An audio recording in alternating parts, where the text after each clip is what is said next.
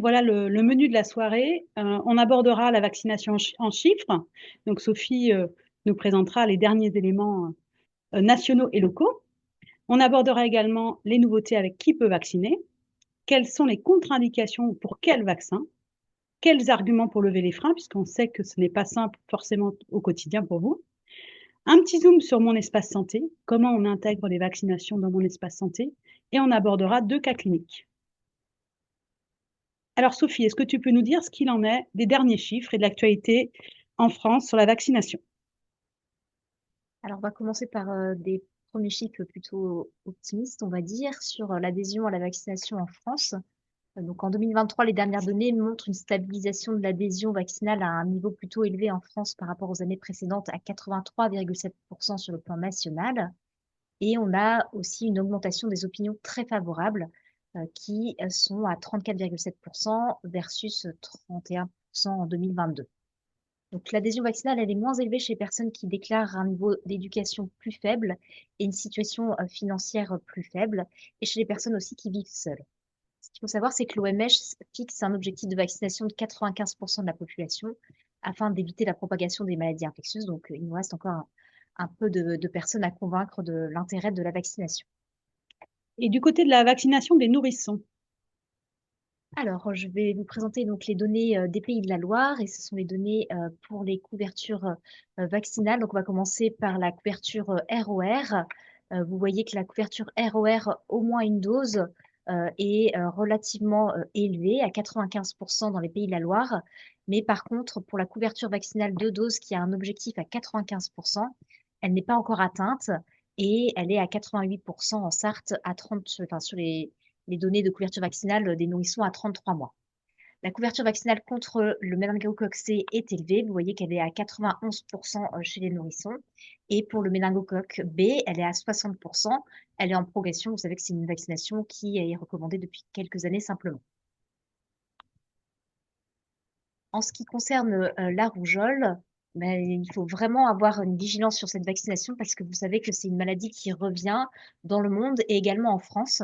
Depuis le 1er janvier 2025, nous avons eu 828 cas de rougeole qui ont été déclarés, alors que c'était une maladie que l'on ne voyait pas il y a quelques années. 35% des patients ont été hospitalisés et il y a eu 2 décès qui ont été rapportés. Donc, il faut absolument vérifier la vaccination rougeole de vos patients. Et pour cela, il faut savoir que toutes les personnes qui sont nées après 1980 doivent avoir reçu 2 doses de vaccin ROR, quels que soient les antécédents vis-à-vis des 3 maladies. Ce qu'il faut savoir aussi, c'est que si un nourrisson a reçu sa première dose avant l'âge de 1 an, c'est important de refaire 2 doses après l'âge de 1 an. Donc, il doit avoir 3 doses, ce nourrisson, parce que cette première dose effectuée avant 1 an est moins efficace et nécessite d'avoir 2 doses après. En ce qui concerne la vaccination pour les méningocoques, donc je vous ai dit que la couverture vaccinale pour le méningo-C était relativement élevée. Ce qu'il faut savoir, c'est qu'on a des nouveautés depuis janvier 2025.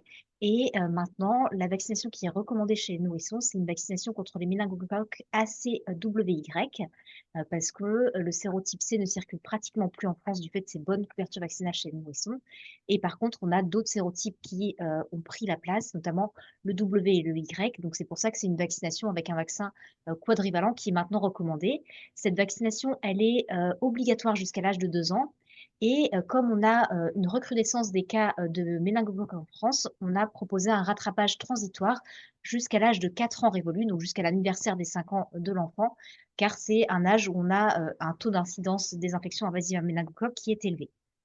La vaccination contre le méningocoque B, bah, elle est recommandée depuis 2022 et elle est obligatoire pour tous les nourrissons jusqu'à l'âge de 2 ans. Et du fait de cette recrudescence des infections invasives à méningocoque en France, on a recommandé aussi un rattrapage de façon transitoire, pardon, jusqu'à l'âge de 4 ans révolu, donc jusqu'au 5e anniversaire de l'enfant. Et alors pour les enfants et les ados, quelles sont les recommandations? Alors, déjà, on va partir des points clés des couvertures vaccinales, donc toujours dans les Pays de la Loire. Et ce qu'on peut voir, c'est que vous voyez, avec l'âge, autant on avait des bonnes couvertures vaccinales chez les nourrissons parce que ce sont des vaccins qui sont obligatoires, mais dès qu'on avance dans l'âge pour les rappels, notamment DTP, à 6 ans et à 11-13 ans, on voit que la couverture vaccinale, elle diminue chez les enfants et adolescents. pour le méningocoque C, et vous saviez qu'il y avait un rattrapage qui était proposé jusqu'à l'âge de 24 ans révolu, et ben vous voyez que plus la tranche d'âge avance, moins la couverture vaccinale était bonne. Donc, dans les nouveautés qu'on a maintenant, donc pour le DTP, c'est toujours les mêmes âges de vaccination. Par contre, pour les méningocoques, on a une nouvelle recommandation qui est de faire un rappel systématique contre le méningocoque ACWY entre 11 et 14 ans. Donc ça, c'est pour tous les enfants, enfin jeunes ados, quels que soient leurs antécédents de vaccination, même s'ils ont été vaccinés dans l'enfance, il faut refaire une dose parce que à partir de 14 ans, on est une tranche à risque d'infection invasive à méningocoque. Et pour les enfants qui n'auraient pas eu ce rappel entre 11 et 14 ans, il y a un rattrapage qui est prévu jusqu'à 24 ans révolu. Ce qu'il faut savoir, c'est que pour la rentrée 2025, on proposera cette vaccination au collège et elle sera couplée avec la vaccination contre les papillomavirus. En ce qui concerne le méningocoque B, on a également aussi une proposition de vaccination dans la tranche d'âge 11-24 ans, qui est particulièrement à risque de faire aussi des infections invasives à méningocoque, avec un remboursement de ces vaccins. En ce qui concerne donc le papillomavirus, on a une progression dans les Pays de la Loire de la couverture vaccinale à 16 ans, qui est même plus forte qu'au plan national. On a plus 12 points, et notamment chez les garçons. Par contre, en Sarthe, on a la couverture vaccinale la plus basse pour les Pays de la Loire. On a une couverture vaccinale schéma complet qui est de 56% pour les filles et 29% pour les garçons. Donc, dans les nouveautés de la vaccination contre le papillomavirus, maintenant, on propose un rattrapage vaccinal jusqu'à l'âge de 26 ans pour les jeunes filles et les jeunes garçons, sachant qu'il vaut mieux vacciner plus tôt, dès l'âge de 11 ans, parce que c'est là où la vaccination est le plus efficace. Mais si on n'a pas pu bénéficier de cette vaccination tôt, on peut être rattrapé jusqu'à l'âge de 26 ans avec une prise en charge de ce vaccin par l'assurance maladie. Un petit récapitulatif sur les points clés pour les adultes et femmes enceintes. Oui, donc on a toujours une couverture vaccinale chez l'adulte qui diminue aussi par rapport à celle des enfants, enfin nourrissons, enfants et adolescents. Vous voyez qu'à 25 ans, on n'a que 62% en Sarthe des adultes qui ont fait leur rappel diphtérie, tétanos, polio, coqueluche, et qu'à 45 ans, la couverture vaccinale elle diminue à 50%. En ce qui concerne la coqueluche, on fera un point en fin de ce webinaire sur un cas clinique. Vous savez que c'est une vaccination qui est recommandée chez les femmes enceintes. Et vous voyez qu'en Sarthe, on a 74% de femmes enceintes qui ont été vaccinées pendant leur grossesse. On est un peu plus bas que les autres départements des Pays de la Loire. Vous voyez que ça peut atteindre jusqu'à 81% en Loire-Atlantique. Et pour les personnes âgées, du coup? Alors, pour les personnes âgées, la couverture vaccinale, elle est globalement très insuffisante, hein. En ce qui concerne la grippe, je vous rappelle que l'objectif est de 75% et que vous voyez que dans les Pays de la Loire, on atteint 58% de couverture vaccinale chez les 65 ans et plus. Et pour le DTP, on n'est qu'à 62% de couverture vaccinale alors qu'il y a un rappel normalement à l'âge de 65 ans. Et pour les pneumocoques, donc cette couverture vaccinale, elle avait été estimée jusque fin décembre 2023 avec le schéma qui était Prevnar 13 puis Pneumovax. Chez les sujets de 65 ans et plus à risque, elle n'était que de 18%. Alors, Sébastien, est-ce que tu peux nous dire qui peut vacciner aujourd'hui? Je crois que ça a évolué depuis quelque temps. Oui, alors classiquement, il y a toujours les médecins généralistes en particulier peuvent vacciner. Les sages-femmes peuvent aussi vacciner. Elles ont l'autorisation de vacciner et de prescrire depuis longtemps. Les pharmaciens et les infirmières peuvent aussi maintenant prescrire et administrer les vaccins avec quelques restrictions. Il faut d'abord qu'ils aient fait une formation pour pouvoir prescrire, en particulier pour les infirmières qui n'avaient jusqu'à présent le droit que d'administrer et pas de prescrire, tandis que les pharmaciens, eux, n'administraient pas et ne vaccinaient pas, et voilà, maintenant ils peuvent faire les deux. Les populations pour lesquelles les pharmaciens et les infirmières peuvent vacciner sont les populations au-dessus de 11 ans, à partir de 5 ans pour la Covid, mais pour tous les autres vaccins, c'est à partir de 11 ans. Et ils n'ont pas le droit non plus de faire les vaccins vivants atténués chez les immunodéprimés. Voilà. Donc, pour plus de renseignements, vous avez un lien en dessous pour. Et puis un tableau qui récapitule juste après. Voilà. Donc, les droits de prescription et d'administration, là, vous retrouvez sur ce tableau tous les droits qui sont sensiblement les mêmes chez le médecin et la sage-femme et sensiblement les mêmes chez le pharmacien et l'infirmière, l'infirmier. Voilà. Alors, quelles conditions pour les nouveaux prescripteurs? Donc, la principale condition pour les nouveaux prescripteurs, c'est la traçabilité. D'abord, la traçabilité de la vaccination en soi. Il faut que tout le monde puisse avoir l'information, tous les professionnels de santé qui sont en charge du patient puissent avoir l'information du vaccin. Quand est-ce qu'il a été fait, quel est le vaccin qui a été fait, et éventuellement le numéro de lot du vaccin. Donc, d'abord, la priorité pour les enfants et chez les adultes qu'ils présentent, le carnet de santé, mais aussi le DMP pour les professionnels de santé. Donc, il faut impérativement renseigner le vaccin dans le DMP. On va y revenir un petit peu plus tard. On peut faire participer aussi le patient. Il peut lui-même inscrire sa vaccination dans mon espace santé, qui doit être, je viens juste de l'apprendre, validé par le professionnel, par un des professionnels de santé. Donc ça, c'est le premier point, c'est super important. Je parle du carnet de santé, par exemple, parce que pour la, la, la, la campagne de vaccination contre le papillomavirus dans les collèges, et bientôt avec le méningocoque, le DMP n'est pas accessible du tout. Donc, dans ces cas-là, il faut impérativement qu'il y ait le carnet de santé. Sinon, l'information est nulle part. Et ça peut faire soit des oublis, soit des doublons. Donc, le message que tu voulais passer, c'est si vous avez dans votre patientèle des jeunes qui ont été vaccinés papilloma dans leur établissement scolaire, eh ben, incitez-les à les rentrer directement dans mon espace santé. Voilà. C'est un peu ça le message. Voilà. Un peu ça aussi le message. Et parlez-en à votre médecin traitant. Toujours. C'est important.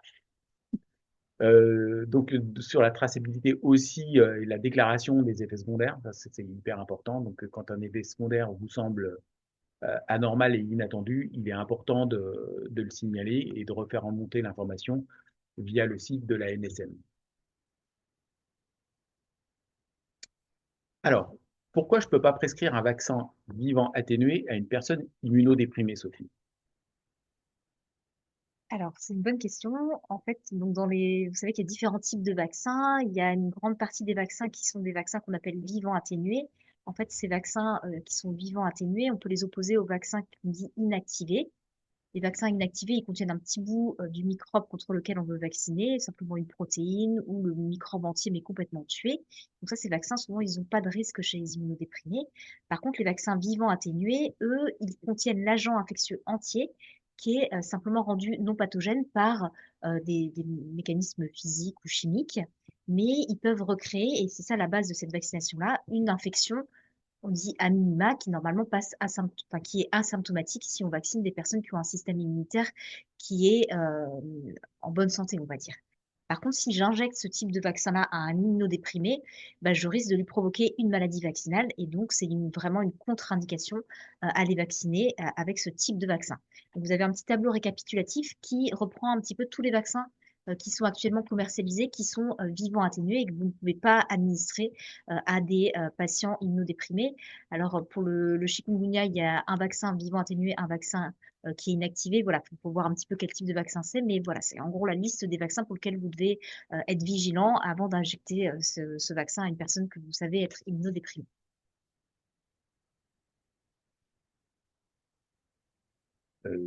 Et Sophie, quelles sont les contre-indications et pour quel vaccin? Alors oui, là, on vient de voir déjà une première contre-indication. Donc, pour les vaccins vivants atténués, bah, on évite de les administrer chez les personnes immunodéprimées. Et normalement aussi, il ne faut pas les administrer chez les personnes qui sont enceintes parce qu'il y a un risque théorique de transmission du virus vaccinal au fœtus et qui pourrait entraîner des complications chez le fœtus. Sachant qu'on a maintenant des données qui montrent quand même que pour la plupart des vaccins vivants atténués, il n'y a pas forcément de complications graves, mais c'est une règle à retenir. On ne fait pas de vaccin non plus vivant atténué chez les femmes enceintes. Pour tous les vaccins, il y a des contre-indications qui sont temporaires et c'est important de dire qu'elles sont vraiment temporaires. Et c'est vraiment ces contre-indications temporaires, c'est de la fièvre et la phase aiguë d'une maladie. D'accord? Pourquoi est-ce que c'est une contre-indication? Parce qu'en fait, si je vaccine quelqu'un qui a 40 de fièvre, bah, je risque d'avoir une moins bonne réponse au vaccin et que le vaccin l'immunise pas complètement. Et donc, on préfère souvent décaler le vaccin de quelques jours, le temps que la personne n'ait plus de fièvre. Par contre, si j'ai simplement un rhume, ce n'est pas une contre-indication à vacciner. Et il faut éviter de prendre des retards vaccinaux qu'on peut voir chez certains enfants parce qu'ils ont souvent des infections ORL ou virales dans l'enfance et on décale beaucoup les vaccins. Pour tous les vaccins, donc si on a une allergie grave, une hypersensibilité à l'un des composants, bah, bien sûr, c'est une contre-indication. On ne va pas injecter ce vaccin-là aux patients. Et pour chaque vaccin, il peut y avoir des contre-indications dans certains cas. Il faut vraiment se référer à la RCP du vaccin. Donc, c'est ce qu'il y a dans le Vidal, bien sûr, la notice du vaccin. Enfin, je ne vais pas vacciner un patient qui refuse d'être vacciné. Bien sûr, on ne peut pas l'attacher et lui injecter le vaccin s'il ne veut pas être vacciné. Il faudra voilà, parler avec lui. Sébastien va nous expliquer un petit peu comment il fait. Mais voilà. Si vous voulez plus de renseignements, on avait publié une newsletter qu'on avait fait avec l'ARS Pays de la Loire. Vous avez le lien juste après. Donc, je vais rebondir sur ça. Donc, Sébastien, si tu as un patient qui refuse d'être vacciné, est-ce que tu as des arguments à lui apporter au Ça cabinet? par l'attacher, non. Non, oui, effectivement, il y a plusieurs possibilités. D'abord, il faut toujours rappeler le principe de la vaccination. À quoi sert la vaccination? Le principe de protection, protection individuelle, protection collective et protection solidaire vis-à-vis des populations à risque. Donc, ne pas hésiter à s'appuyer sur la connaissance de son patient et de son environnement social et familial pour le sensibiliser sur la protection, par exemple, des personnes âgées qu'il peut côtoyer dans sa famille, les grands-parents, les personnes immunodéprimées, mais aussi inversement, sensibiliser les grands-parents à l'intérêt de la vaccination contre le pneumocoque pour les nouveau-nés, puisqu'ils vont être potentiellement amenés à les garder. Et donc, s'ils ne sont pas vaccinés, ça risque d'être problématique. On reviendra peut-être un peu plus tard là-dessus. Donc ça, c'est voilà, le principe de vaccination collective et solidaire. Donc, il faut toujours essayer de prendre le temps de comprendre pourquoi il y a un refus de vaccination et essayer d'échanger. Ne pas hésiter, et je m'en suis encore rendu compte cet après-midi, ne pas hésiter à revenir sur un refus, donc sur une consultation ensuite une prochaine consultation, reposer la question et pourquoi et est-ce que vous avez changé d'avis? Les gens peuvent changer d'avis, ça m'est arrivé cet après-midi. En particulier aussi chez les adolescents. J'ai eu le cas il n'y a pas longtemps, un adolescent, la maman ne voulait pas vacciner l'adolescent ni contre les méningites ni contre le papillomavirus. Et j'ai regardé l'adolescente et je lui dirais, bah, toi, quand tu auras envie, tu me diras. Et elle a dit carrément à sa mère, bah, moi j'ai envie maintenant. Donc il ne faut pas hésiter à faire intervenir aussi la personne directement, même si elle n'est pas majeure. Donc la mère a changé d'avis. Donc ça, c'est important de faire ça. Donc, et puis aussi, ce qui est pas mal, ce que je fais, c'est de rattacher la vaccination dans le concret en donnant des exemples. Parce que quand on dit aux personnes de plus de 65 ans, on va vous vacciner contre le pneumocoque, la plupart du temps, ils ne savent pas ce que c'est que le pneumocoque. Donc, les sensibilités, c'est leur dire, par exemple, ce qu'a fait le pape avant de mourir, le pape François avant de mourir, c'était probablement une bronchopneumopathie à pneumocoque. Et donc, bon, il n'en est pas mort, mais enfin, il a des séquelles. Donc ça, c'est le rattacher en disant peut-être qu'il n'était pas vacciné et que s'il avait été vacciné, les choses se seraient passées différemment. Pour les méningocoques, même principe, c'est quelque chose d'un peu obscur pour pas mal de personnes. Donc, de rappeler qu'il y a une recrudescence depuis quelques mois et que localement, dans notre région, il y a eu quand même 2 décès depuis le début de l'année chez des jeunes étudiantes, une à Rennes. Je crois qu'il y en a eu une à Tours aussi. Donc, c'est ramener le vaccin dans le concret du quotidien peut aussi amener la personne à changer d'opinion et à lever certains freins.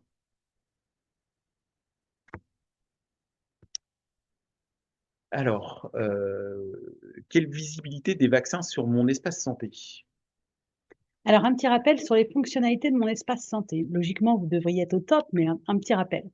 Donc, dans mon espace santé, il y a 5 fonctionnalités. La première, c'est qu'on y retrouve le dossier médical avec 2 fonctionnalités. La première, c'est le profil médical qui est alimenté et consulté par l'usager. Donc, comme le disait Sébastien tout à l'heure, le professionnel de santé doit regarder et valider ce qui est mis. Hein. Et la deuxième fonctionnalité, c'est qu'on y trouve des documents et des vaccinations, puisqu'on parle du vaccin, hein, alimentés et consultés par le professionnel de santé et l'usager en même temps. Donc, en fait, des deux côtés, chacun peut y mettre les éléments liés à la vaccination ou liés à des traitements, des maladies, des allergies.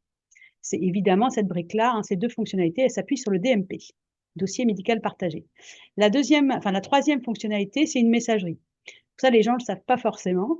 L'idée, c'est de pouvoir échanger avec son professionnel de santé ou avec son équipe de soins en direct. Alors évidemment, ça va que dans un sens, hein. Sinon vous seriez débordé. C'est le professionnel de santé peut recevoir un message et pas, enfin, va pas recevoir un message, c'est justement ce qu'il ne peut pas faire. Va pouvoir échanger avec son patient. Et par exemple, ce qui est intéressant pour l'assuré, c'est par exemple de pouvoir envoyer son ordonnance à son pharmacien s'il l'a oublié pour pouvoir aller chercher ses médicaments après. Ça, c'est possible et c'est intéressant. On a également un agenda, hein. Chacun a la possibilité d'y mettre ses événements liés à son parcours de soins. C'est pas encore très utilisé aujourd'hui, mais c'est possible. Et puis, surtout, un catalogue de services avec des accès à des applications santé référencées via l'État, avec un catalogue qui réunit un certain nombre de sujets de santé, des portails patients, des applis, des objets connectés référencés. Ça, c'est plutôt intéressant pour quelqu'un qui veut se renseigner, chercher de l'info sur des sites référencés. Alors concrètement, comment ça se passe? Donc toute vaccination peut être saisie, je dirais même doit être saisie, dans le dossier médical partagé du patient, soit par vous, professionnel de santé. Donc là, l'idée, ce sera de compléter, mais vous allez voir tout de suite, l'onglet vaccination dans l'espace santé du patient, ou alors par le patient lui-même. Donc là, le patient devra ensuite cette saisie patient devra être validée par un professionnel de santé autorisé à accéder au DMP. Puisque l'idée, c'est aussi de vérifier les éléments saisis, qu'on n'y trouve pas n'importe quoi. Si la personne vaccinée n'a pas de DMP et avec son consentement, le professionnel de santé va transmettre les infos de la vaccination par la messagerie sécurisée au médecin traitant du patient. Et donc, pour rappeler ce que disait Sébastien tout à l'heure, donc pour la saisie du vaccin, il y a des items obligatoires, la date de vaccination, le nom du vaccin, le numéro de lot. Évidemment, il y a une question de compatibilité avec les logiciels métiers, hein, qui doivent le prévoir. Et il n'y a pas de restriction sur les spécialités des professionnels de santé pour saisir cette vaccination. Si jamais vous n'êtes pas tout à fait au fait, il y a un tuto DMP WebPS en ligne sur ce lien qu'on vous joindra avec le diapo, qui va vous permettre d'ajouter, de modifier, de comprendre comment ça fonctionne. Alors, si on regarde de plus près, quelle est la vision du professionnel de santé et du patient? Donc, vous voyez les deux images. Donc là, à gauche, on vous donne les infos. On voit bien quel est l'onglet hein, carnet de vaccination. Et on y retrouve tous les éléments à compléter. Ça, c'est la vision à vous, professionnel de santé. Et à droite, ben, on y voit finalement la vision patient, le carnet de vaccination, avec à gauche l'item vaccination, un petit rappel du calendrier vaccinal qu'on va revoir tout à l'heure. Et vous voyez à droite, il y a ajouter une vaccination, ce qui permet à tous vos patients finalement d'intégrer eux-mêmes les éléments. Et vous allez voir qu'on peut même flash-coder directement la boîte. Sur la diapo suivante, là, on vous montre concrètement comment ça se passe. Donc concrètement, comment saisir sa vaccination sur mon espace santé. Donc, l'idée, c'est que vous voyez sur la petite rubrique, alors il faut le savoir, hein, vous voyez, c'est les trois petits points en bas à droite. Il y a un onglet vaccination, on clique sur l'onglet vaccination. On clique ensuite sur le petit plus qui permet d'ajouter une vaccination. Et soit on remplit manuellement les éléments, soit si on a la boîte, eh bien c'est simple, on prend son QR code, on scanne et ça vient intégrer les éléments de la vaccination dans mon espace santé. Donc, c'est vraiment très simple. Donc, nous, on vous invite à en parler à vos patients, d'inciter vos patients à le faire, puisque plus ces éléments seront complétés, ben, plus tout le monde aura les infos. Et puis, de penser aussi à demander à vos patients s'ils l'ont fait et d'aller vérifier les infos qui seraient potentiellement déposées. Voilà les messages sur mon espace santé. Quelques ressources hein, qu'on vous a mis, vous aurez le diapo on va vous l'envoyer, hein, donc du coup vous aurez tous les éléments, donc selon vos professions, si vous voulez en savoir plus, vous avez tous ces liens qui vous permettent d'avoir des infos complémentaires. Et puis vous rappelez aussi qu'à la Caisse, on a une profession qui s'appelle les délégués numériques en santé, dont c'est la mission de vous accompagner sur ces sujets-là. Donc n'hésitez pas à les contacter si vous avez besoin. Alors Sophie, il y a aussi des sites et des ressources intéressantes sur la vaccination. Est-ce que tu peux nous en parler? Alors, un site qui est très intéressant qui s'appelle vaccin.net, donc c'est mesvaccins.net. Donc, c'est un site qui est à la fois pour les professionnels où vous retrouvez plein de données médicales et d'actualités aussi sur l'épidémiologie. Ça permet aussi des conseils personnalisés pour les voyageurs et ça héberge aussi ce qu'on appelle un carnet de vaccination numérique C'est intéressant pour les patients qui veulent se créer ça aussi. Ça permet d'envoyer en fait des rappels et de donner aussi en plus des conseils en fonction du profil santé que l'on rentre dans ce carnet de vaccinal numérique. Si on a une pathologie chronique, si on est immunodéprimé, il va vous proposer de vérifier la vaccination grippe de votre entourage. Voilà, c'est un outil assez poussé et qui, à un moment, aura un lien probablement avec le DMP. On espère, en tout cas. Voilà. Quelque chose qui est aussi important, et je ne sais pas si vous le faites vous, mais Santé publique France permet de commander aussi des documents, que ce soit des carnets de vaccination vierge pour tracer encore à la main, parce qu'il y a certains patients qui aiment bien avoir quand même un carnet de vaccination en papier, les vaccinations. Et c'est aussi un site sur lequel on peut commander des outils qu'on peut mettre à disposition, notamment dans les salles d'attente, qui expliquent l'intérêt des vaccinations à différents âges de la vie et selon différentes vaccinations. Et il y a aussi des affiches qu'on peut mettre dans son cabinet. Et il y a également aussi des documents assez synthétiques à destination des professionnels. Voilà, donc on vous a mis les liens pour pouvoir commander. En fait, il suffit juste de créer un compte professionnel et vous pouvez commander les documents que vous souhaitez. Alors, on va faire un petit zoom sur 2 cas cliniques. Sophie. Alors, je vais vous présenter le premier cas clinique. Donc, on a choisi de vous présenter, en fonction de l'actualité vaccinale, le cas clinique de Monsieur Dupont, qui est âgé de 77 ans. C'est un monsieur qui vit à domicile avec sa femme. Il était ouvrier dans une usine automobile. Il est relativement autonome. Il conduit encore sa voiture. Il est suivi pour un diabète de type 2 qui a été diagnostiqué il y a 15 ans. Il bénéficie d'un traitement par insuline et par metformine. Avec, vous voyez, un diabète relativement bien équilibré, une HbA1c à 7,2%. Il est suivi également pour une hypertension artérielle pour lequel il prend un traitement par IEC. Et il a aussi une dyslipidémie pour lequel il prend un traitement par statine. Donc, vous voyez au cabinet pour le renouvellement de son traitement. Et puis, vous vous dites que ça serait peut-être l'occasion aussi de mettre à jour ses vaccins. Alors, Sébastien, si tu reçois ce type de patient dans ton cabinet.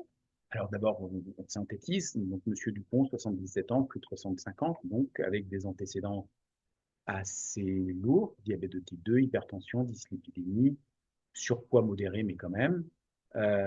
Donc effectivement, sur son statut vaccinal, il a été vacciné contre la grippe cette année, mais ne se souvient pas sur les autres vaccins. Donc voilà, ça c'est le profil du patient. L'idée, c'est de savoir contre quoi on va le vacciner, qu'est-ce qu'on peut le proposer, qu'est-ce qu'on peut lui proposer. Donc on va faire un petit sondage, un petit jeu. Donc là, vous allez recevoir, alors je ne sais pas comment ça fonctionne exactement, mais voilà, vous allez recevoir un petit sondage. Je vous propose de choisir, à votre avis, quels sont les vaccins qui sont recommandés pour ce patient. Donc le Prevnar 13, le Prevnar 13, puis le Pneumovax 8 semaines après, le Prevnar 20, une seule dose, le Revaxis DT polio, le Repevax DT polio coqueluche, le Shinrix, vaccin contre le zona, 2 doses à 2 mois d'intervalle, et Arixvi, vaccin contre le VRS, une seule dose. Donc, on vous laisse voter.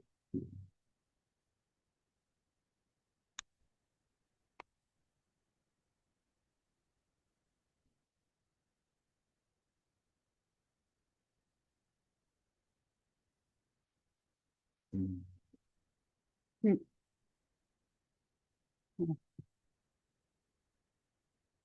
Donc les réponses, Elles sont mitigées, là, on voit. Hein. ouais, les réponses, effectivement, par rapport au pneumocoque, la majorité a répondu sur le Prevnar 20, c'était la bonne réponse. En ce qui concerne la couverture d'effet polio, effectivement, il fallait rajouter la coqueluche. Sur le zona, effectivement, il faut le proposer. Et la Rixvi aussi. Donc, c'est plutôt pas mal, sauf la dernière où manifestement l'information elle n'est pas bien arrivée sur le VRS, que vous avez que 40% de bonnes réponses. Ça tombe bien, on va en parler. Alors, Sophie, est-ce que tu peux nous en dire plus sur cette actualité pour ces plus de 65 ans? C'est quoi les news? C'est vrai qu'on a eu pas mal d'actualités là sur la vaccination des plus de 65 ans, et je ne sais pas si vous avez vu, mais la semaine européenne de la vaccination cette année était vraiment ciblée sur les personnes de plus de 65 ans. Donc, dans les actualités, on a déjà une grosse actualité qui est la vaccination contre les pneumocoques. Donc, je pense que vous savez déjà que chez toutes les personnes à risque, on avait simplifié le schéma vaccinal, en tout cas pour les adultes. C'est-à-dire que maintenant, on ne fait plus le schéma compliqué Prévenir 13 puis Pneumovax. On fait directement un Prévenir 20. Et la grande nouveauté de cette année, c'est que maintenant, toutes les personnes de plus de 65 ans sont ciblées par cette vaccination, quels que soient les antécédents, les comorbidités, parce qu'en fait, on sait que l'âge est en lui-même un facteur de risque de faire une infection à pneumocoque. On a 4 fois plus de risque de faire une infection grave à pneumocoque à partir de 65 ans, avec des conséquences aussi plus graves que si on est plus jeune. Voilà, et si vous avez des patients qui ont été précédemment vaccinés avec soit une dose de Prevnar 20 ou de Pneumovax, il faut attendre 1 an avant de lui faire un Prevnar 20. Et s'il avait déjà reçu la séquence complète parce qu'il avait une comorbidité qui le rendait éligible à la vaccination pneumocoque, on attend 5 ans avant de lui refaire un Prevnar 20. Pour le Zona, alors Sébastien, est-ce que tu peux nous en parler? Alors pour Zona, il y a eu des petites nouveautés aussi. Exit l'ancien vaccin Zostavax. On est passé maintenant à un vaccin beaucoup plus performant qui s'appelle le Shingrix, donc qui est un vaccin à faire en 2 doses avec 2 mois d'intervalle entre les 2 doses au minimum. Ce vaccin, il concerne toutes les personnes immunocompétentes à partir de 65 ans. Et pour les patients immunodéprimés, on peut commencer la vaccination à partir de 18 ans. Quelques restrictions, il faut un délai d'1 an avant d'envisager la vaccination par Shingrix après un Zona ou après une vaccination par Zostavax. Certains cas bien précis, on peut accélérer la vaccination si on a besoin d'une protection rapide. Donc ça, moi, je connais pas trop les recommandations pour ce type de... C'est surtout chez les immunodéprimés qui Ouais, font plusieurs épisodes de Zona à répétition assez rapprochés. On peut ne pas attendre ce délai d'1 an et vacciner dès que le Zona est cicatrisé. d'accord. Prévoir systématiquement une consultation chez l'ophtalmo quand il y a eu des antécédents de zona ophtalmique. Donc ça, il faut prévoir avant la vaccination. Et puis, évidemment, on peut co-administrer le vaccin du zona, le Shingrix, avec des vaccins inactivés comme celui de la grippe contre le pneumocoque, le Prevnar. Alors là, il y a marqué le Prevnar 13, mais c'est surtout le Prevnar 20. De T-polio coqueluche, donc ça aussi, on peut le faire en même temps que le Zona. Et la Covid aussi, on peut co-vacciner Covid et Zona. Voilà. Donc il faut faire quand même attention parce que c'est un vaccin, le Shingrix, qui est assez réactogène. Et il faut prévenir le patient qu'on a souvent des zones inflammatoires importantes à la suite de la vaccination qui passent sous quelques jours, mais qui peuvent inquiéter le patient. Donc il faut le prévenir pour pas qu'il soit paniqué avec ça. Voilà. Alors le VRS, on en parlait tout à l'heure, Sophie, l'actualité du VRS. Alors oui, donc je vais vous détailler un petit peu cette actualité parce que c'est vrai que le VRS, nous, on entend surtout parler pour les nourrissons, c'est ce qui donne la bronchiolite, hein, bien Mm. sûr, mais ça donne aussi des infections respiratoires graves chez les personnes âgées. Et nous, on l'a vu à l'hôpital parce qu'on s'est mis à faire des tests aux patients qui étaient hospitalisés pour des problèmes respiratoires, grippe, Covid, VRS, et on s'est rendu compte qu'un bon nombre de nos patients qui étaient hospitalisés pour des problèmes respiratoires, en fait, avaient une infection à VRS. Donc, c'est des virus qui circulent. Donc, il y a 2 types. Il y a VRS-A et VRS-B. Et ils circulent en France d'octobre à la fin de l'hiver. Ce qu'il faut savoir, c'est que c'est un virus qui est très contagieux, hein, on le sait déjà pour la bronchiolite. C'est contagieux par voie aérienne, mais aussi par contact direct ou indirect avec des objets qui ont été contaminés par le VRS. Donc là, je voulais juste passer assez rapidement parce que c'est vrai qu'on n'avait pas beaucoup de données sur le poids des infections à VRS chez les personnes âgées. Et vous savez, tous les ans, on fait une étude qui s'appelle l'étude FLUVAC, qui est une étude qui se base sur 5 CHU, qui regarde un petit peu l'efficacité du vaccin contre la grippe en situation réelle pendant l'épidémie de grippe en France. Et bien là, ils ont regardé un petit peu les patients qui étaient hospitalisés pour un problème, enfin une infection respiratoire aiguë pendant la saison de circulation de la grippe. Et en fait, ils se sont rendus compte qu'il y avait 108 patients qui étaient hospitalisés pour du VRS, en fait. Et donc, quand on regarde un petit peu l'âge moyen des patients, on voit que c'est des patients qui étaient relativement âgés, ils avaient 73 ans en moyenne. Et plus de 90% des patients avaient une comorbidité, la moitié avait des problèmes cardiaques et la moitié des problèmes pulmonaires. Et c'est une infection qui a quand même entraîné des complications chez 58% des patients. donc une détresse respiratoire, une pneumopathie ou une défaillance cardiaque. La mortalité hospitalière était relativement faible pendant l'hospitalisation, 3%, et vous voyez que à 3 mois, on avait quand même un taux de mortalité qui était à 13%. Une infection qui est quand même grave et qui peut décompenser des comorbidités. Là, c'est des études qui se sont basées sur les données du PMSI. Vous savez, c'est ce qu'on rentre pour chaque patient hospitalisé, on rentre un diagnostic dans ce qu'on appelle le PMSI. Et donc, on a estimé à peu près sur ces données du PMSI, plus des taux de correction de la sous-déclaration en fait, du VRS, on a estimé en gros qu'en France, il y avait à peu près 15 000 hospitalisations en moyenne par an chez les plus de 60 ans. Donc, vous voyez que c'est un poids quand même qui est assez important sur l'hospitalisation de ces personnes âgées. Donc, pour le VRS, on a 3 vaccins maintenant qui sont disponibles. Donc, un premier vaccin qui est l'Arexvy, donc qui était celui qu'on vous avait mis dans le cas clinique. Donc, lui, c'est un vaccin. Donc, c'est un vaccin. Ces 3 vaccins sont des vaccins qui sont inactivés. Donc, le premier, l'Arexvy, il est basé sur une protéine du VRS qui est immunogène en fait et qui contient un adjuvant qui est le même adjuvant que celui qu'il y a dans le vaccin Shingrix. On a un deuxième vaccin qui est le vaccin Abrysvo, qui lui a un vaccin qui contient aussi la même protéine, mais il contient la protéine du VRSA et du VRSB. Donc c'est un vaccin qui est bivalent, mais qui ne contient pas d'adjuvant. Ce vaccin, vous le connaissez forcément parce que c'est celui qui est recommandé chez les femmes enceintes pendant la grossesse. On verra ça après. Voilà. Et le dernier vaccin qui vient d'être commercialisé, c'est le vaccin mRESVIA. Lui, c'est un vaccin qui est un vaccin à ARN messager. C'est le laboratoire Moderna qui l'a commercialisé aussi. Et vous voyez que donc, ces vaccins ont tous une AMM à partir de 60 ans. Le vaccin Arexvy a une AMM dès 50 ans chez les patients qui ont des facteurs de risque.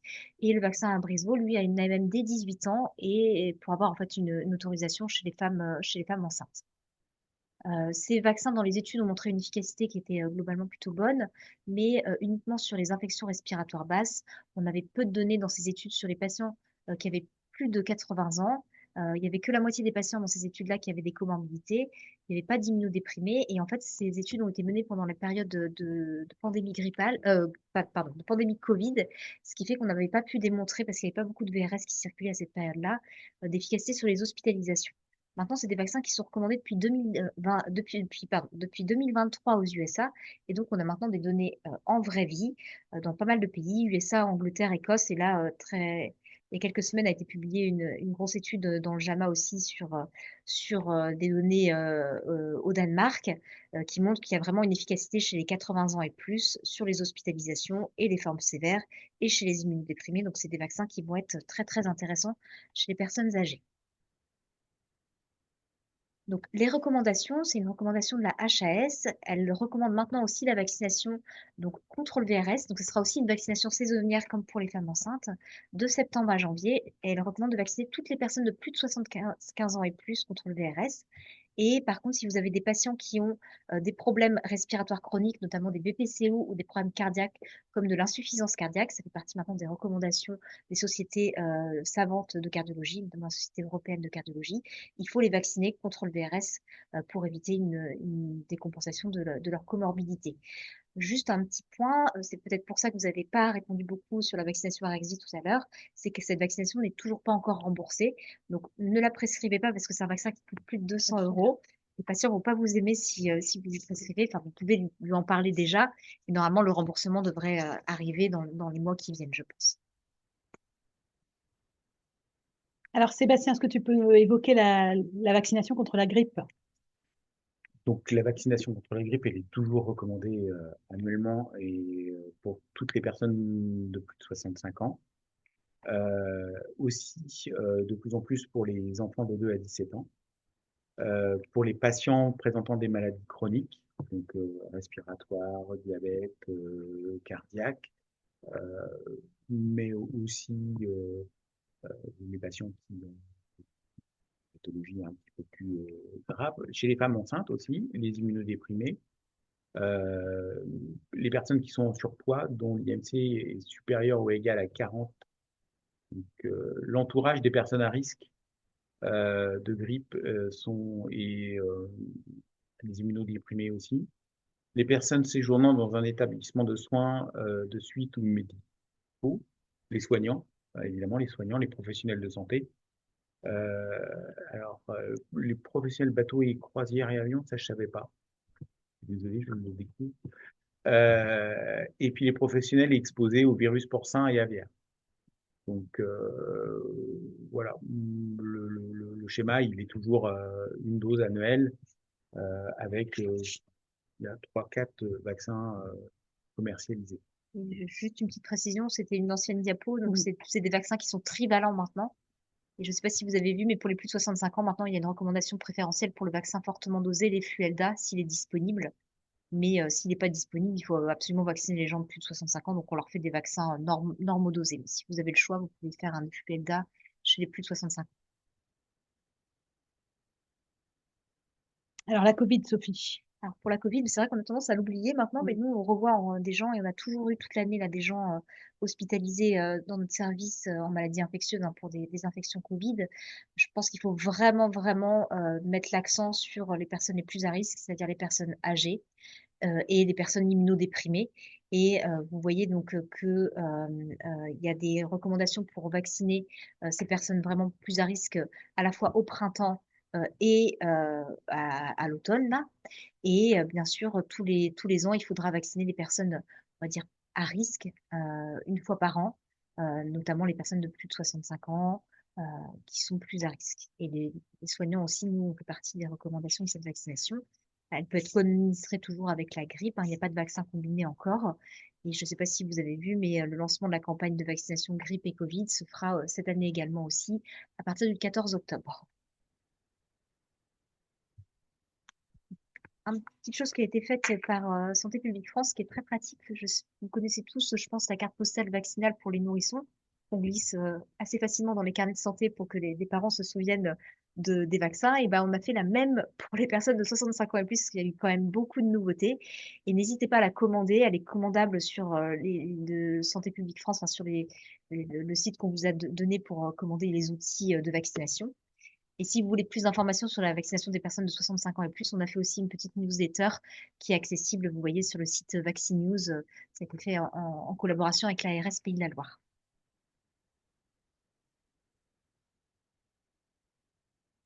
Alors, deuxième question, sondage, on va vous faire voter à nouveau, cette fois sur la vaccination et la grossesse. Sébastien. Alors, sur les items suivants, quelles sont les bonnes réponses? La vaccination contre la grippe saisonnière est recommandée uniquement au 3e trimestre de la grossesse. La vaccination contre la Covid est recommandée. La vaccination contre la coqueluche peut se faire dès le 1er trimestre de la grossesse. La vaccination contre la coqueluche doit être répétée à chaque grossesse. Et enfin, la vaccination contre le VRS est recommandée entre 32 et 36 semaines d'aménorrhée. Alors, on vous laisse voter.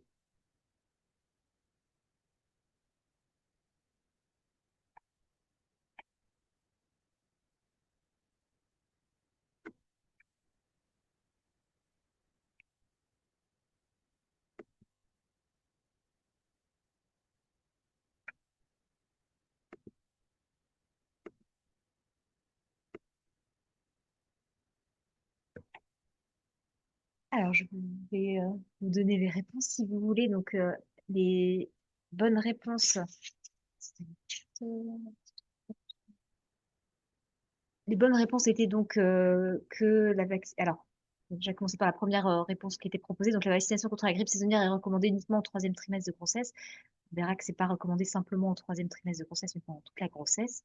La vaccination contre la Covid, oui, reste recommandée pendant la grossesse. Ensuite, la vaccination contre la coqueluche peut se faire dès le 1er trimestre de la grossesse.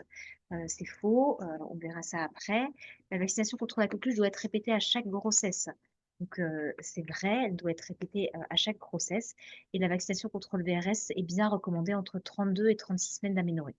Alors, je n'arrive pas à voir les réponses que vous aviez données, mais j'imagine que vous aviez bien répondu à toutes les questions.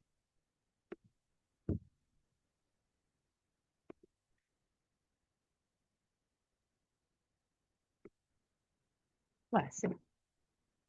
Alors, Je vais reprendre tranquillement sur les vaccinations de la grossesse, en commençant par la vaccination contre la coqueluche pendant la grossesse. Donc, elle n'est pas recommandée au premier trimestre de la grossesse, elle est recommandée à partir de 20 semaines d'aménorrhée, ou plutôt au deuxième trimestre de la grossesse, parce qu'en fait, c'est là où le passage des anticorps de la maman à l'enfant est efficace et suffisant pour protéger le nourrisson en fait pendant ses premiers mois de vie. Donc, elle se fait entre 20 et 36 semaines d'aménorrhée, parce on considère qu'il faut au moins un mois avant l'accouchement pour que le nourrisson ait suffisamment d'anticorps pour être protégé pendant les premiers mois de sa vie. Donc, si la maman est vaccinée au moins un mois avant l'accouchement, il n'y a plus besoin de se faire ce qu'on appelait le cocooning, c'est-à-dire la vaccination coqueluche de l'entourage, parce qu'en fait, le nourrisson, il sera protégé par les anticorps que la maman lui a apportés. Et après, il va avoir ses premiers vaccins et à partir de 6 mois, il sera correctement protégé s'il a bien eu ses vaccins du nourrisson.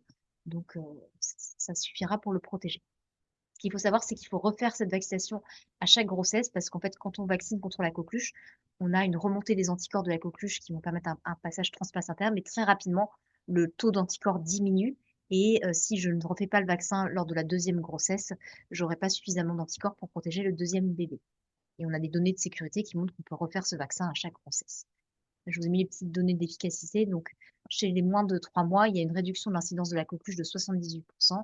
Et ce qu'il faut savoir, c'est qu'il y a quand même une réduction des formes graves parce qu'on a une réduction de 95% de la mortalité de la coqueluche chez les nourrissons qui sont vaccinés, enfin, qui sont nés de maman vaccinée. Je continue, du coup, donc on a je ne sais pas si vous avez vu cette recommandation de la HS, mais vous savez qu'en France, on a eu dans les dernières années donc une recrudescence des cas de coqueluche. Et donc, il y a des nouvelles recommandations qui ont été faites, notamment pour les nourrissons quand ils n'ont pas eu cette vaccination de leur maman pendant la grossesse et ou qui a eu une vaccination mais qui sont nés rapidement après la vaccination, donc qui n'ont pas eu suffisamment d'anticorps. Et ben, il faut continuer à faire ce qu'on appelle le cocooning, c'est-à-dire vacciner l'entourage. Donc l'entourage, c'est les parents, les grands frères, les grands-parents, mais aussi les soignants qui sont en contact avec ces nourrissons. Et maintenant, on sait que la vaccination, elle ne protège contre la coqueluche probablement que 5 ans. Donc, on recommande de faire un rappel si la dernière vaccination coqueluche date de plus de 5 ans.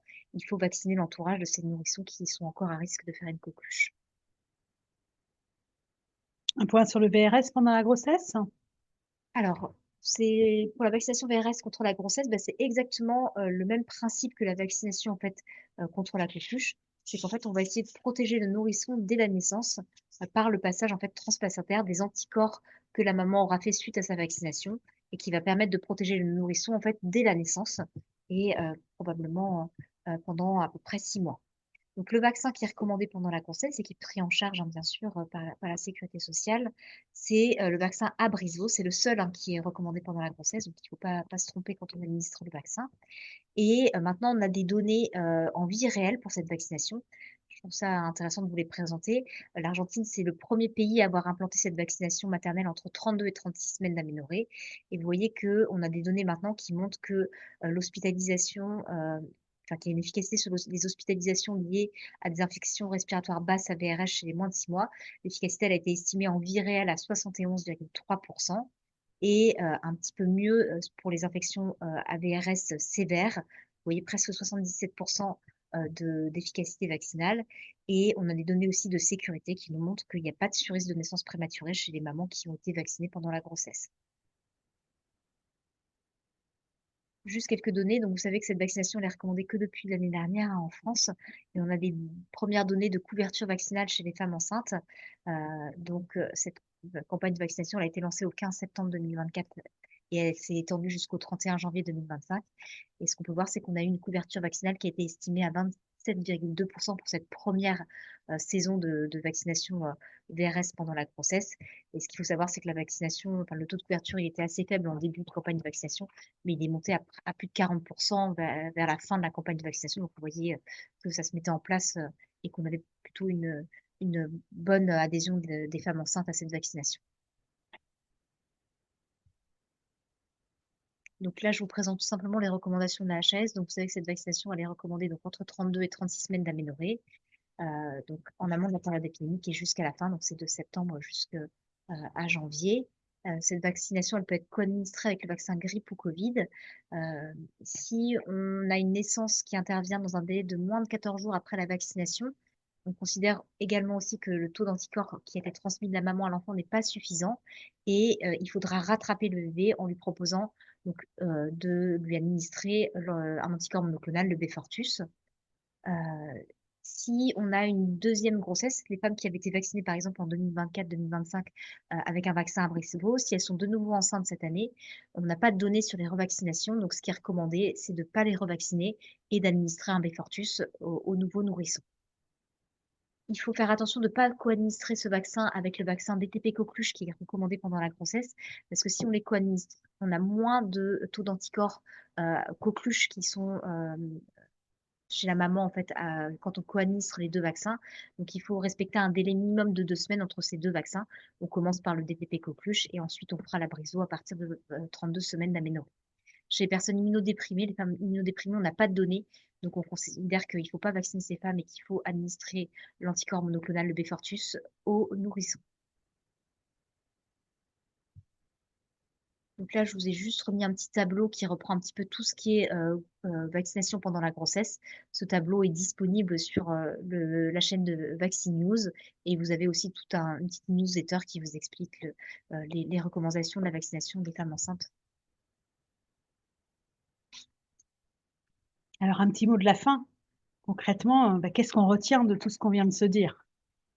Sébastien. Déjà, une augmentation de la confiance dans la vaccination, on a vu sur les chiffres au départ, et une augmentation des couvertures vaccinales depuis l'obligation de la vaccination, pas l'obligation vaccinale des jeunes populations. Un petit bémol, c'est qu'on a quand même des couvertures vaccinales qui restent inférieures aux objectifs, notamment pour l'HPV, ROR, grippe et vaccination chez les personnes de plus de 65 ans. Donc, on a encore des progrès à faire pour ces patients-là. Des nouveautés, le méningocoque, le zona, le pneumocoque, le VRS, entre autres. Et toujours l'extension des compétences vaccinales qui permet quand même de multiplier les occasions de vaccination et qui, je pense, va à terme permettre d'atteindre les objectifs de couverture vaccinale qu'on s'est fixés.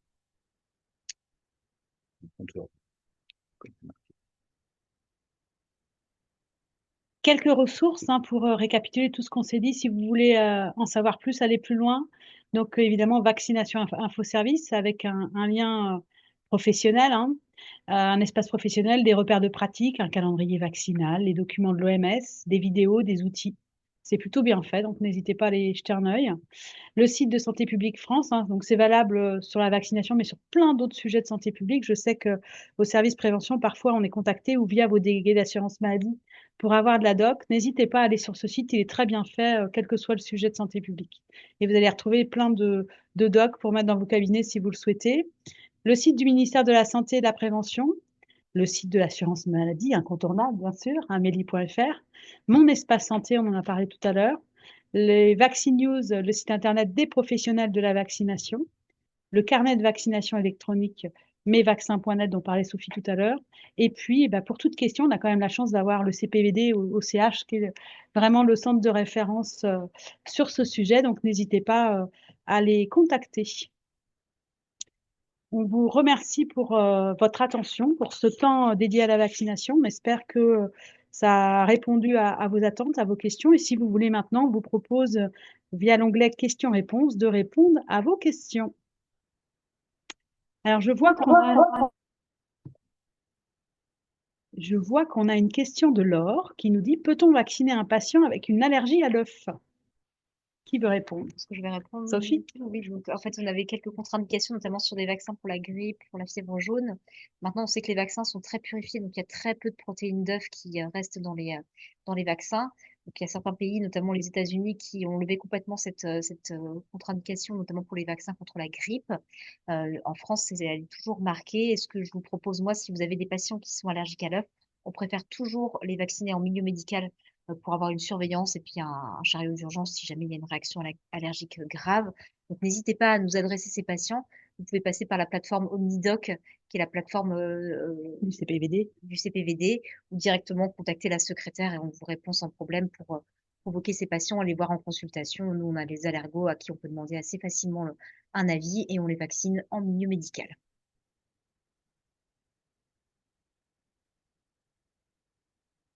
Alors, pour le moment, il n'y a pas de questions. Est-ce que potentiellement, il y a d'autres questions?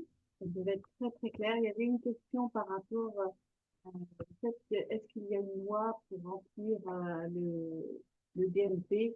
C'est une bonne question. C'est une bonne question. Alors, la loi, je ne suis pas sûre, je n'ai pas vérifié, il faudrait regarder, mais ce qui est certain, Je ne pense pas. c'est qu'il faut absolument que le vaccin soit tracé, quel que soit le support. Alors, le DMP, ça permet de tracer le vaccin tout au long de la vie du patient, qu'il soit tout petit, avec le numéro de lot, avec toutes les informations extrêmement utiles, justement, pour les retrouver facilement. Et c'est à ça que sert le DMP. Comme toutes les données de santé de tous les patients, en fait, quels que soient les sujets. Il y a toujours le carnet de santé, il y a toujours ces éléments qui sont aussi importants, mais qui peuvent se perdre. Le DMP, c'est protégé et c'est sur une base de données. Donc, protéger, c'est tout l'intérêt du DMP. Voilà pourquoi on préconise le DMP. Mais bien sûr, s'il n'y a pas de DMP, le carnet de vaccination est essentiel également. Le DMP est accessible partout en France. Voilà. Le carnet de santé, quand vous partez en vacances, il n'est pas forcément. C'est l'intérêt de l'alimenter, c'est que n'importe quel professionnel de santé, vous partez en voyage, il vous arrive une tuile, vous allez consulter un professionnel de santé en dehors de votre territoire, et bien, il a accès via votre DMP à tout l'historique médical, dont la vaccination de vos patients. Donc, ce n'est pas une paille. C'est pour ça qu'on compte sur vous pour les compléter et dire à vos patients d'intégrer ces éléments, puisque c'est important pour leur santé, tout simplement. Est-ce que vous avez d'autres questions ou est-ce qu'on a répondu? On a été tellement clair qu'il n'y a pas particulièrement de questions. On a tenu nos engagements, on a dit 1 heure, on est dans le timing, à 1 minute près.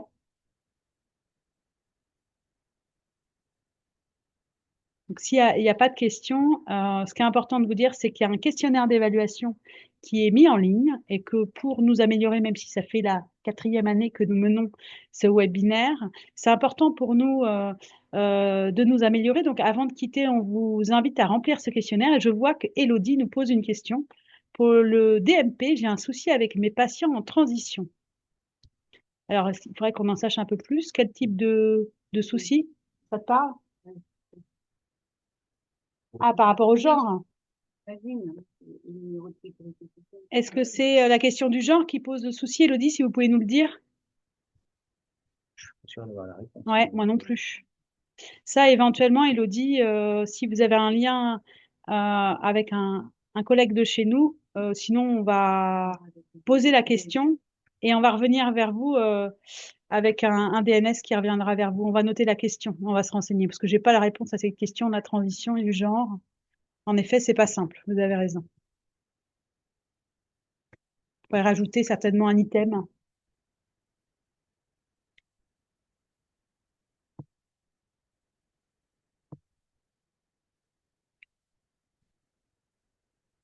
Alors, Élodie nous dit, on avait leur DMP avant, et quand on se connecte sur le DMP avec le nouveau numéro lié à leur changement d'identité sexuelle, donc c'est bien ça, c'est comme repartir à zéro, il n'y a pas les données d'avant.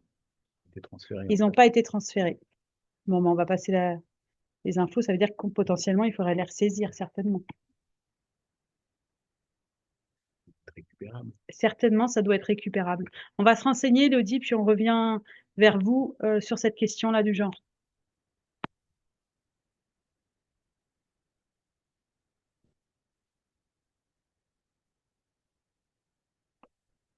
D'autres questions?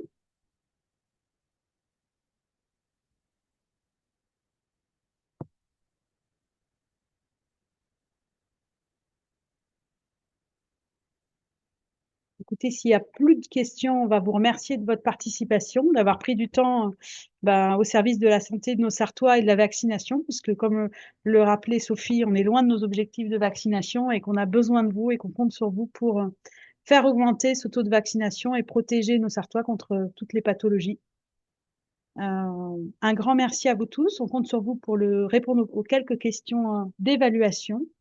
Et puis, merci à vous et bonne soirée.